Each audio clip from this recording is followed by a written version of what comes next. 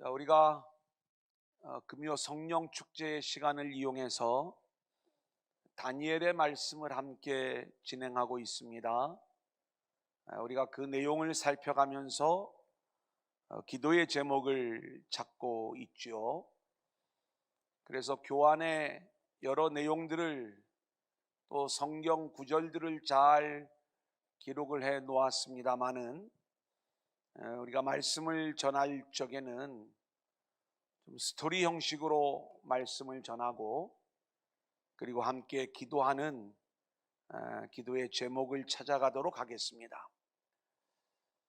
다니엘을 이해하는 가장 중요한 원리는 다니엘의 연대와 그리고 다니엘서의 기록의 연대의 차이를 알면 이 말씀이 어떤 의미로 기록되어졌는지를 알 수 있다, 이렇게 말씀을 드렸습니다. 이 말씀이 기록될 당시의 예루살렘은 큰 환란의 시간이었다. 셀류커스 왕조의 안티오코스 에피파네스 4세라고 하는 사람이 예루살렘에 쳐들어와서 예루살렘 성전을 짓밟고 모독하고 거기에 제우스 신상을 세우고 돼지 피를 뿌리고 결코 유대인들이 받아들일 수 없는 엄청난 일들을 진행하는 거였죠. 많은 순교자들이 나오면서 목숨을 걸고 유대인 전통의 신앙을 지키려고 하지만 그 어마어마한 환란을 피할 수 없었을 때에 우리는 유대인의 관점에서 이 말씀을 읽어나가는 게 아니라 구약의 성도들의 관점에서 이 말씀을 우리가 함께 읽어가는 거예요.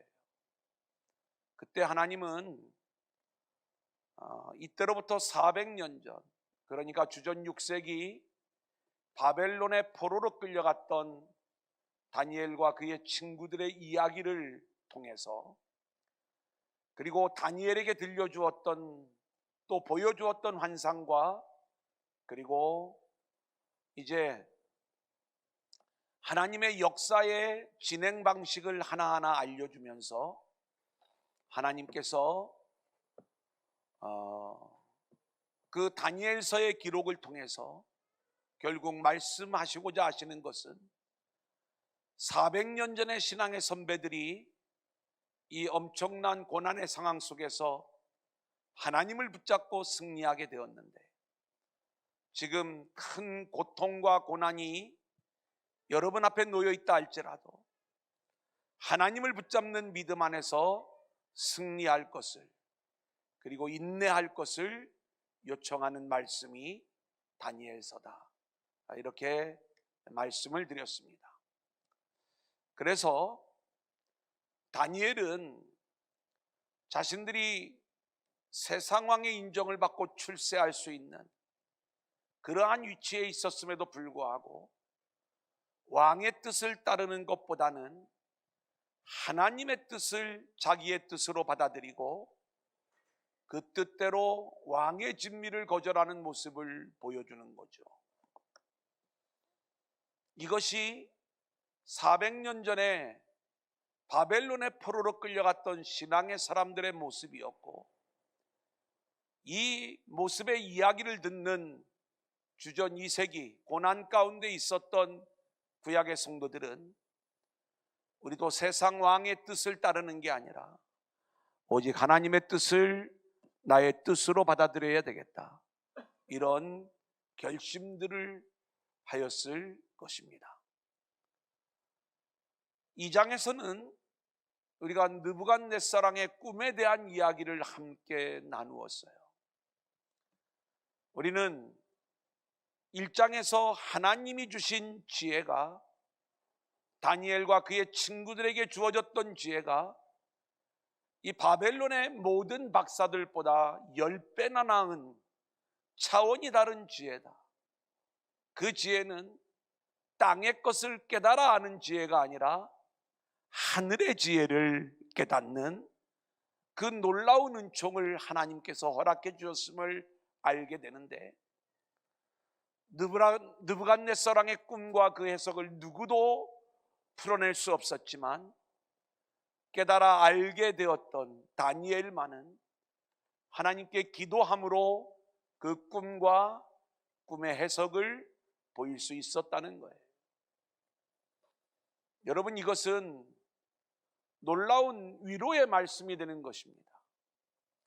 주전 2세기에 구약교회 성도들의 입장에서 우리도 철저히 하나님께 아뢰고 묻고 그리고 기도하면 하나님께서 지금 겪고 있는 이 모든 환난의 결국이 어떠한 모습으로 흘러가게 될 것인지 그 모든 것들을 깨달아 알게 할 것이고, 우리가 그 내용들을 알게 될 때 우리는 인내할 수 있는 그러한 자들이 될 수가 있는 것이죠.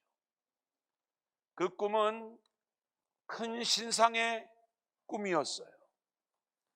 거기에는 온갖 세상의 강대한 나라들이 다 모여 있었지만 사람이 손대지 아니한 돌, 하나님이 던지신 돌 하나에 의하여 세상의 강대국들이 산산이 부서져 버리는 이 꿈의 이야기, 그 꿈을 듣는 이 세기에 있었던 구약의 백성들은 하나님이 돌 하나만 던지시면 우리를 이 극심한 환란으로 몰아넣고 있는 이들의 나라도, 그 안티오코스 에피파네스 사세라고 하는 그 왕도 결국 무너지게 될 것이구나, 이런 위로와 용기를 얻을 수 있었겠죠. 3장에서는 맹렬히 타는 풀무불의 이야기예요. 왕의 신상에 절을 하라는 거예요. 여러분, 대단하지 않습니까? 느부갓네살도 하나님이 어떤 하나님인가를 알아요. 그는 지금 이 다니엘의 하나님이 진짜 하나님이라는 것을 알고 있음에도 불구하고 금방 그 사실을 무시하고 늘 자기가 신이 되어 최고의 영광의 자리에 올라가려고 하는 그 마음을 가지고 있는 거예요. 그래서 큰 신상을 세웠는데 그 높이가 60규빗이고 너비가 6규빗이라고 하는 그 사이즈를 통해서 우리는 이 신상의 정체가 짐승의 수를 가지고 있음을, 악한 영의 성격을 가지고 있다는 것을 우리가 함께 나누었고요. 다니엘의 세 친구 사드락 메삭 아벳느고는 이 신상 앞에 절할 수가 없었던 거예요. 이유는 단 하나, 진짜 하나님이 아니었기 때문에. 가짜 앞에 진짜 하나님을 배신할 수가 없었던 것이죠.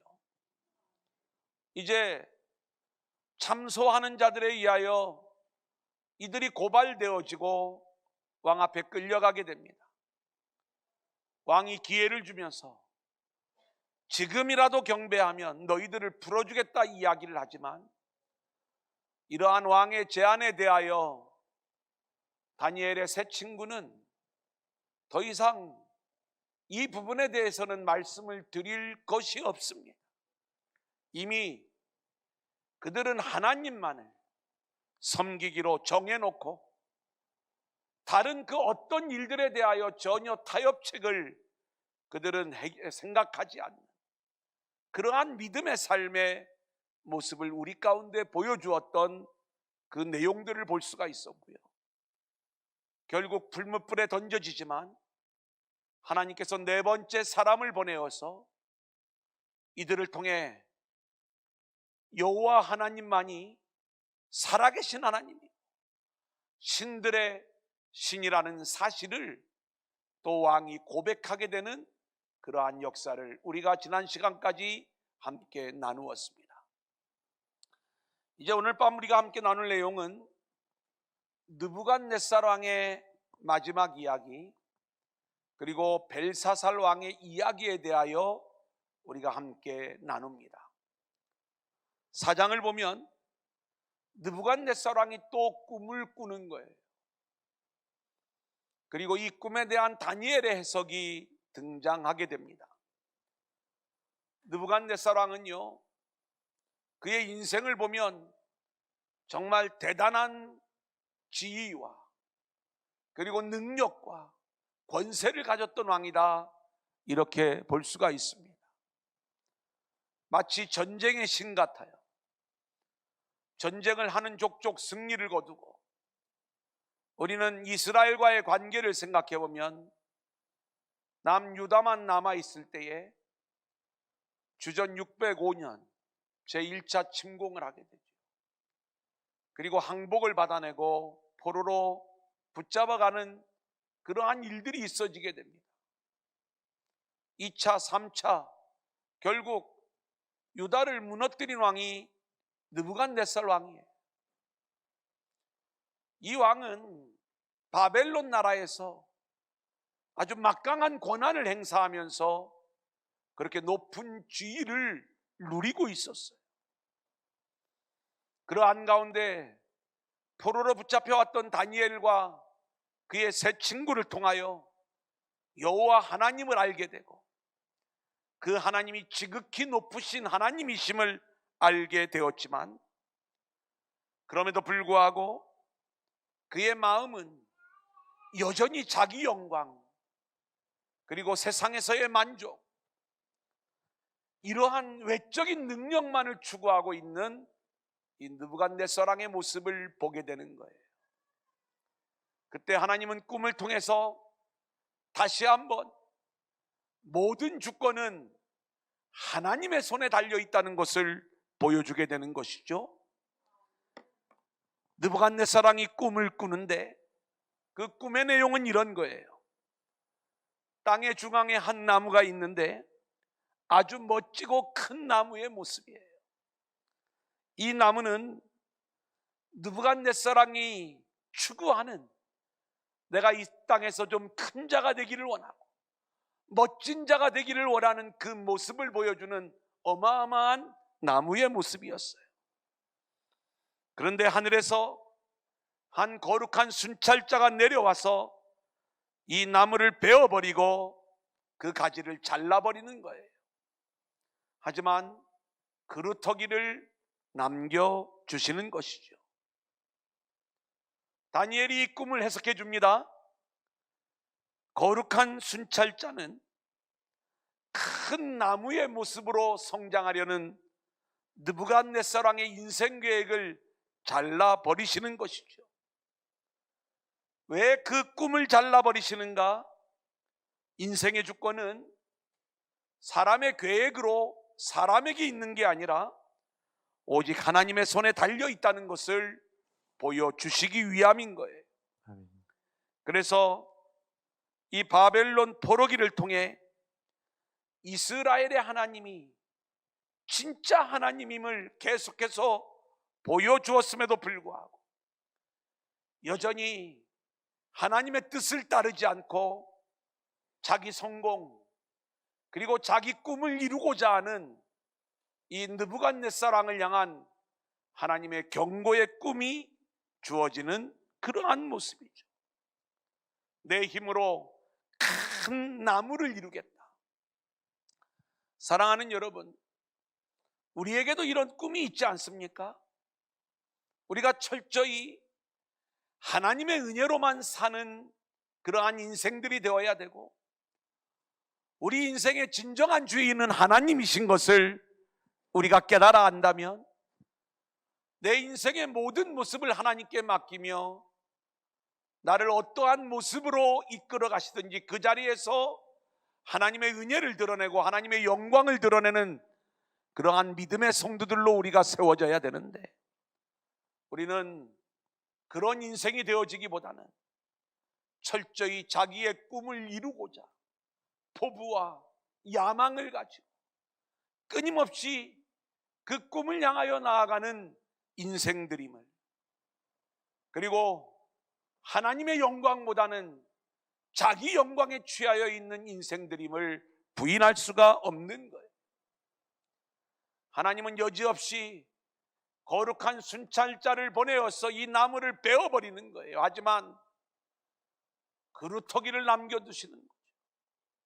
저는 오늘 이 밤 우리가 이 기도를 좀 드릴 수 있기를 소원합니다. 어떤 기도인가? 내 인생의 진정한 주권은 하나님께 있음을 깨달아 알게 하여 주옵소서. 아멘. 하나님의 뜻에 어긋난 그러한 잘못된 세상의 야망이 내 안에 남아있다면, 세상의 큰 나무로 성장하려고 하는 하나님의 뜻과는 배치되어지는 그러한 모습이 있다면, 하나님 그 나무를 잘라주세요. 하지만 그루터기는 남겨주셔서 다시 하나님의 뜻대로 회복되어지는 우리의 인생들이 되게 하여 주옵소서. 아멘. 우리가 첫 번째로 이 기도의 제목을 잡을 수 있기를 소원하고요. 자, 다니엘 4장 34절입니다. 5번에 나와 있죠. 이건 우리 한번 같이 읽겠습니다. 시작. 그 기한이 참에 나 느부갓네살이 하늘을 우러러 보았더니 내 총명이 다시 내게로 돌아온지라.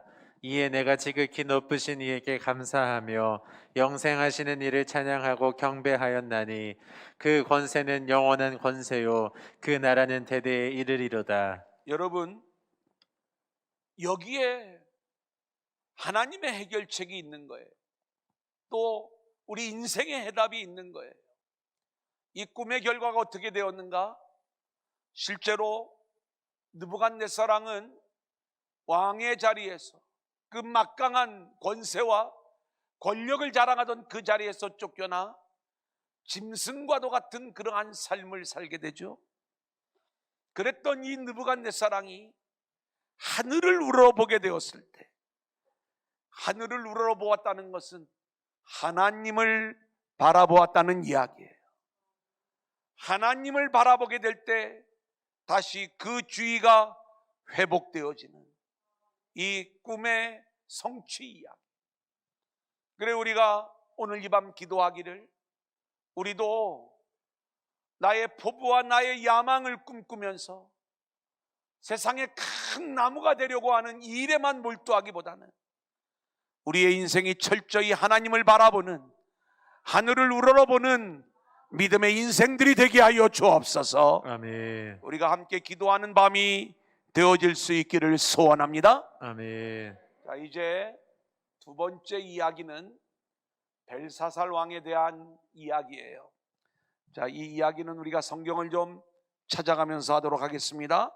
자, 2절 우리 한번 같이 읽어볼까요? 시작. 벨사살이 술을 마실 때에 명하여 그의 부친 느부갓네살이 예루살렘 성전에서 탈취하여 온 금, 은, 그릇을 가져오라고 명하였으니 이는 왕과 귀족들과 왕후들과 후궁들이 다 그것으로 마시려 함이었더라. 예, 벨사살 왕 다음에 바로 느부갓네살 왕 다음에 바로 벨사살로 이어지는 게 아니라, 제가 교환에 그 왕의 계보들을 적어 놓았어요. 그리고 실제로 이 벨사살은 역사적으로는 아직 왕이 되기 전이에요. 다만 아버지가 전쟁을 위하여 떠나갔을 때 그 왕의 자리를 대신하고 있었던 그러한 상황이에요. 그래, 이제 그의 부친 느부갓네살, 그러니까 성경에 우리가 아들 또는 아버지 이렇게 번역되었을 때 그것을 우리는 바로 위, 바로 아래로만 해석할 것이 아니다. 때로는 그의 자손, 이렇게 해석이 되어질 수 있다는 것을 우리가 알아야 되겠고요.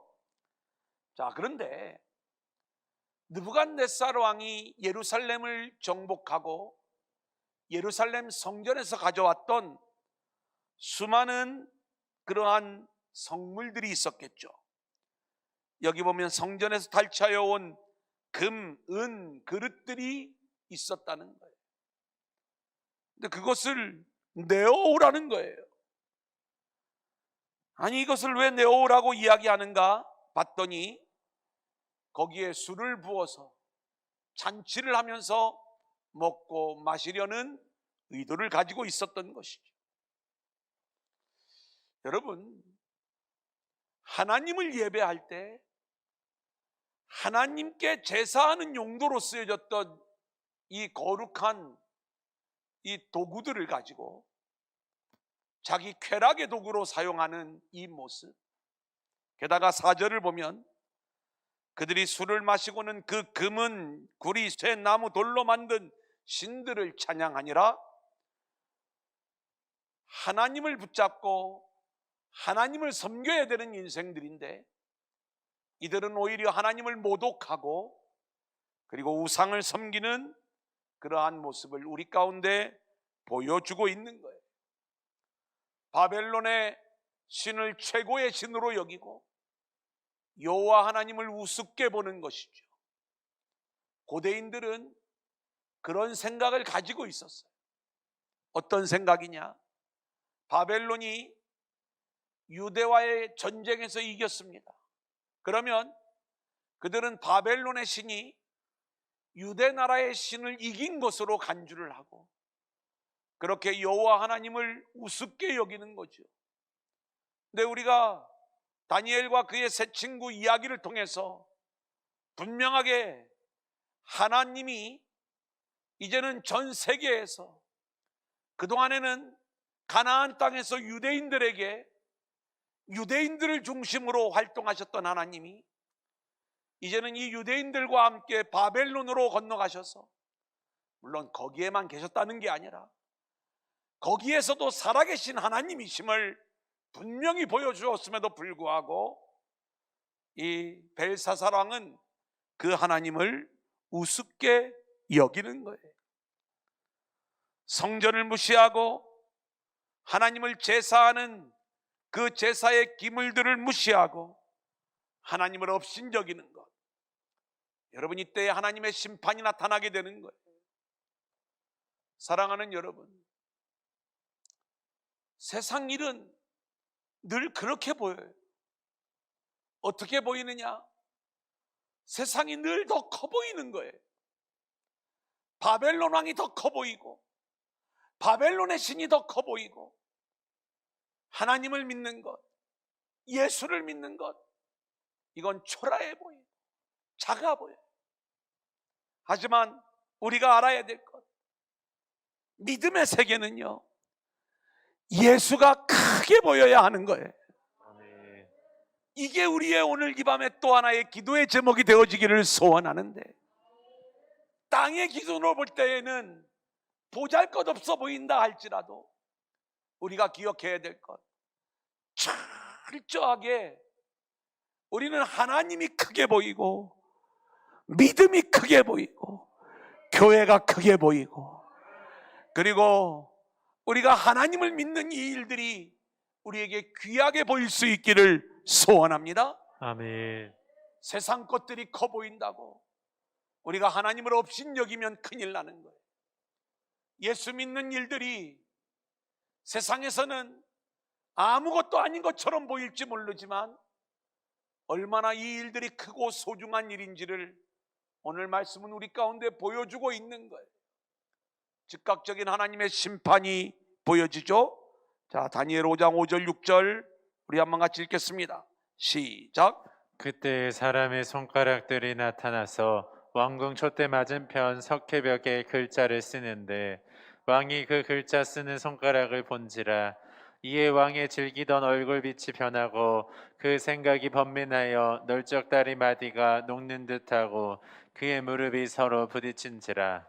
여러분, 정말 신비한 일들이 나타나는 거예요. 살아계신 하나님의 역사를 하나님이 보이시는 겁니다. 오늘 이 시대에는 이런 역사가 안 나타나는가? 저는 분명히 우리 안에 그러한 신비적인 경험들도 얼마든지 나타날 수 있다. 물론 지금은 하나님이 말씀으로 모든 것들을 우리에게 계시해 주셨기 때문에 이러한 어떤 이적과 역사로 계시하기보다는 말씀을 통해서만으로도 우리는 충분히 모든 것들을 알 수 있는 시대를 살아가고 있지만 하나님의 손가락이 나타난 거예요. 그리고 그 벽에 심판의 메시지가 쓰여진 것입니다. 벨사살 왕은 이 글자의 내용을 알 수도 없고 그 해석을 알 수도 없는 거예요. 누가 이 글자와 그 해석을 보일 수 있는가? 다니엘처럼 거룩한 신들의 영을 가진 자, 다니엘만이 이 내용의 해석을 보일 수 있었던 것입니다. 그래서 그 해석을 보이는데 다니엘 5장 22절 23절 우리 한번 같이 볼까요? 시작. 벨사살이여, 왕은 그의 아들이 되어서 이것을 다 알고도 아직도 마음을 낮추지 아니하고 도리어 자신을 하늘의 주제보다 높이며 그의 성전 그릇을 왕 앞으로 가져다가 왕과 귀족들과 왕후들과 후궁들이 다 그것으로 술을 마시고 왕이 또 보지도 듣지도 알지도 못하는 금, 은, 구리, 새와 나무, 돌로 만든 신상들을 찬양하고 도리어 왕의 호흡을 주장하시고 왕의 모든 길을 작정하시는 하나님께는 영광을 돌리지 아니한지라. 지금 벨사살은요, 느부갓네살 왕에게 있었던 일들을 알고 있어요. 그가 큰 권세와 위엄과 능력을 가지고 있었고 큰 나무가 되려는 꿈을 가지고 있었지만 하나님이 거룩한 순찰자를 보내어서 그 나무를 베어버리는 꿈, 실제로 그런 꿈의 내용들이 성취되었던 이야기를 잘 알고 있다면 그는 여호와 하나님, 그 하나님을 섬기는 자로 세워졌어야 되는 거예요. 그런데 오늘 이 벨사살 왕의 모습을 보면 오히려 하나님을 업신여기고 우습게 여기는 그 모습, 그리고 성전을 모독하고 성전의 기물들을 모독하는 이 모습 속에 결국 하나님의 심판이 임하게 되었다는 것이죠. 그러면서 그 기록된 글자를 이렇게 해석을 해주고 있습니다. 25절부터 28절까지입니다. 시작. 기록된 글자는 이것이니 곧 메네 데겔 우바르시니라. 그 글을 해석하건대 메네는 하나님이 이미 왕의 나라의 시대를 세워서 그것을 끝나게 하셨다 함이요, 데겔은 왕을 저울에 달아보니 부족함이 보였다 함이요, 베레스는 왕의 나라가 나뉘어서 메대와 바사 사람에게 준바되었다 함이니이다 하니. 한번 따라합니다. 메네 데겔 우바르신. 메네 데겔 우바르신. 자, 여기 메네라고 하는 말은 세어보다라는 말이고요, 데겔은 부족하다라는 말이고요, 우바르신, 나뉘다라는 뜻을 가지고 있어요. 하나님께서 왕의 나라를 세워보고 그리고 왕을 저울에 달아보니까 부족함이 보였다는 것이고, 그래서 왕의 나라가 나뉘게 된다는, 심판을 받게 된다는 그러한 말씀인 것이죠. 저는 이 말씀 속에서 우리가 하나님께서 저와 여러분의 인생을 세워보고 계시고, 그리고 그 하나님은 저울을 가지신 하나님으로 우리 인생을 달아보고 계신다는 사실을 우리가 기억하면서 우리가 이렇게 우리를 세워보고 저울에 다시는 하나님의 그 계산 앞에 합격하는 인생들로 세워질 수 있기를 소원합니다. 아멘. 그런데 그 합격은 우리가 알고 있는 것처럼 우리의 능력으로 합격이 되어지는 게 아니라 철저히 하나님만이 참된 하나님이요 살아계신 하나님이심을 믿고 그 하나님의 은혜를 붙잡는 자만이 저울에 달려 합격이 된다는 것. 할렐루야. 우리가 이것을 놓치면 안 되는 거예요. 그래서 돈으로도 못 가요, 힘으로도 못 가요. 오직 예수로 가는 나라가 하나님 나라가 되는 거예요.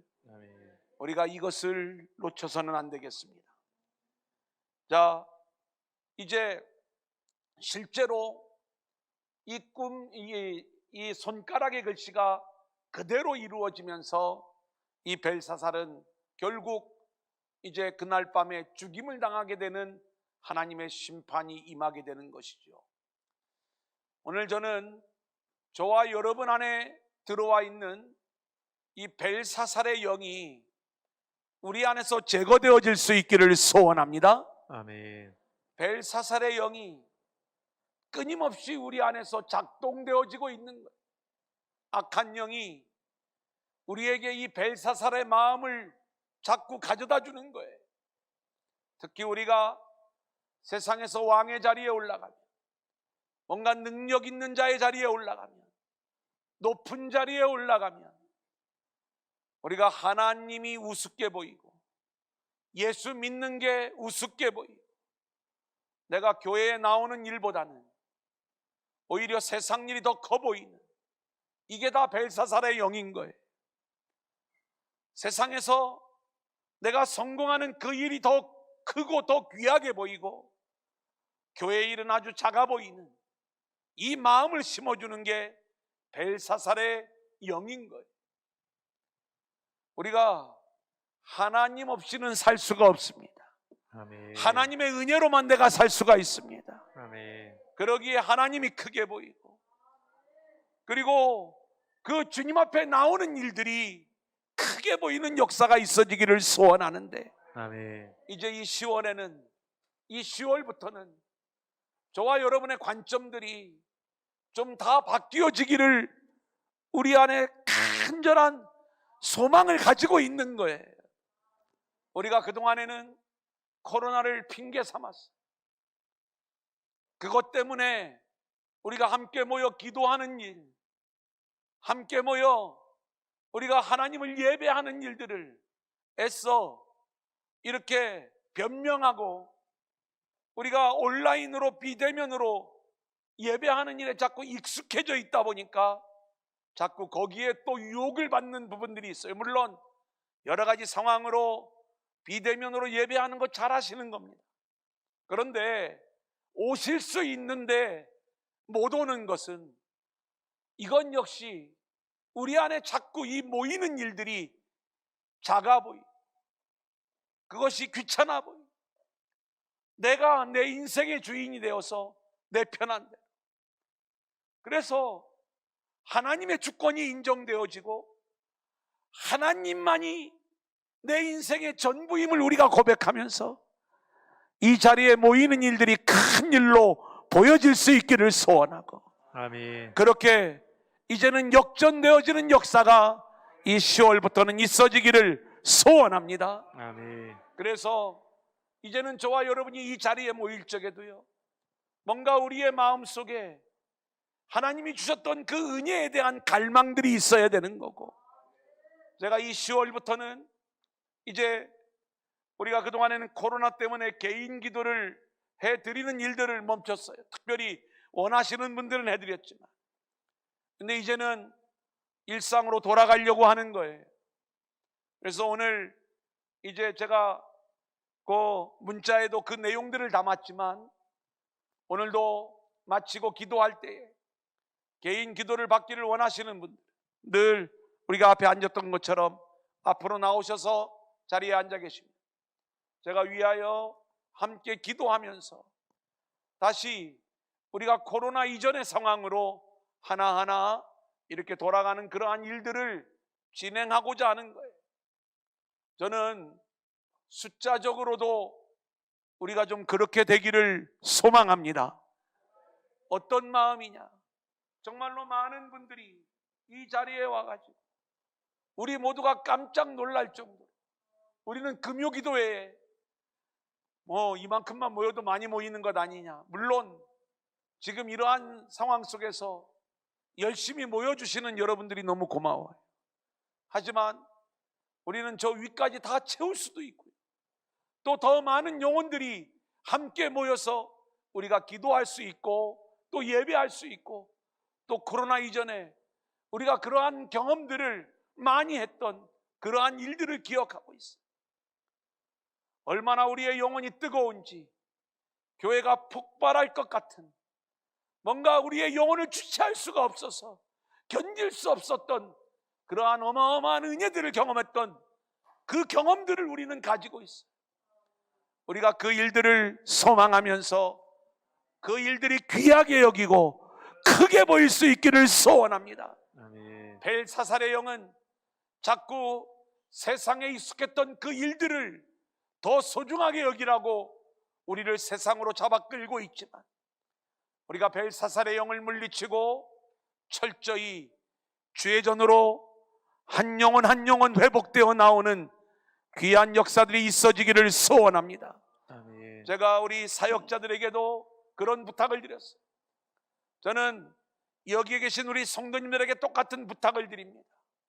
보이지 않던, 또 보이지 않는 영혼, 한 영혼 한 영혼들을 우리가 찾아가서 다시 이 현장의 자리로 이끌어야 될 줄로 믿습니다. 자, 이제 마지막으로 하나님의 손가락에 대한 이야기 드리면서 오늘 말씀을 마치려고 해요. 성경을 보면 하나님의 손가락이 여러 차례 등장하는 경우들을 보게 되는데, 이 하나님의 손가락이 등장했을 때 오히려 하나님의 위로와 치유와 용서가 임하는 사람이 있는가 하면, 하나님의 손가락이 나타나 벨사살처럼 하나님의 심판을 받는 그러한 모습을 우리는 보게 되는 거예요. 여러분, 하나님이 모세에게 십계명을 주셨어요. 그런데 산 아래에서는 어떤 일이 벌어졌는가? 금송아지 우상을 만들고 하나님을 배도하는 일들이 일어났던 거예요. 십계명 돌판을 들고 내려오던 이 모세가 그 돌판을 집어 던집니다. 승질이 아주 강하고 견딜 수 없어서 던진 게 아니라 하나님이 깨뜨려 버리신 것이다, 이렇게 말씀을 드렸어요. 왜냐하면 그 말씀이 그대로 적용되어지면 이스라엘 백성들은 살아남을 길이 없는 거예요. 하나님이 다시 한번 기회를 주시죠. 다시 이제 돌판을 깎아서 모세가 산으로 올라갔을 때 하나님이 친히 손가락으로 글을 쓰셔가지고 그 십계명 돌판을 주시는 거예요. 하나님의 손가락이 나타나서 이들이 우상 숭배로 죽음의 운명에 처해 있었지만 하나님께서 다시 이들을 회복시켜 주시고 용서하시는 장면을 우리는 보게 되는 것이죠. 우리는 이 장면을 복음서에서 동일하게 볼 수가 있어요. 한 가늠한 여인을 바리새인들이 잡아가지고 예수님께 데리고 옵니다. 예수님 앞에 이 여인을 돌로 칠까요? 어떡할까요? 예수님의 손가락이 나타납니다. 땅에다 뭔가를 쓰시죠. 그리고 말씀을 하는 거예요. 누구든지 죄 없는 자가 돌로 쳐라. 그때 다 돌을 내려놓고 그 자리를 떠나갑니다. 예수님이 또 땅바닥에다가 뭐라고 쓰시는 그 동안에 다 떠나가는 거예요. 마치 십계명을 하나님의 손가락으로 2번 쓰시는 동안에 하나님 앞에 간음을 행했던, 우상 숭배를 행했던 이스라엘 백성들이 용서함을 받았던 것처럼 지금 이 간음한 여인도 주님이 2번 손가락으로 글을 쓰는 동안에 치유와 용서가 임하는데, 어떻게 용서가 임하는가? 나도 너를 정죄하지 않겠다. 나는 너를 돌로 칠 수 있는 죄가 없는 자이지만 나도 너를 대신해서 내가 죄인의 자리로 내려가 너를 정죄하지 않을게. 이게 우리 주님의 은혜인 거예요. 그래, 원래 하나님의 손가락은요, 그렇게 하나님의 은혜를 갈망하는 자들에게는 치유와 회복이 나타나는 손가락인데, 우리가 배도하고 뿐만 아니라 우리가 우리의 마음을 또 여전히 자기 영광을, 그리고 하나님의 일을 작게 여기고, 그리고 세상의 일들을 자랑 삼아 크게 여기는 벨사살의 영을 가진 자들에게는 하나님의 손가락이 심판의 손가락이 될 수밖에 없다는 것. 오늘 우리는 이 밤에 하나님의 은혜를 우리가 갈망하는 밤이 되어지므로, 하나님, 오늘 이 밤에 나타난 하나님의 손가락이 우리를 다시 한번 용서해 주시고 아멘. 회복시켜 주시는 그 회복의 손가락이 되게 하여 주옵소서. 아멘. 그 은혜 안에 들어가는 귀한 밤으로 인도하여 주옵소서. 아멘. 자, 오늘 기도의 제목을 다시 한번 제가 읽어드립니다. 하나님만 바라보는, 하늘만 우러러보는 인생이 되게 하여 주옵소서. 아멘. 하나님이 크게 보이고 예수가 크게 보이는 인생이 되게 하소서. 아멘. 우리 안에 있는 벨사살의 영을 물리쳐 주옵소서. 하나님의 저울에 합격하는 우리의 인생들이 되게 하여 주옵소서. 심판의 손가락이 아닌 용서의 손가락, 은혜의 손가락을 만나는 밤이 되어지게 하여 주옵소서. 아멘. 자, 우리 이 찬양 부르시면서 우리가 함께 기도의 자리로 나아갑니다. 하나님이시여, 하나님이시여, 오늘 이 밤 우리가 간절히 기도하는 마음으로 이 찬양 드릴 수 있기를 소망합니다.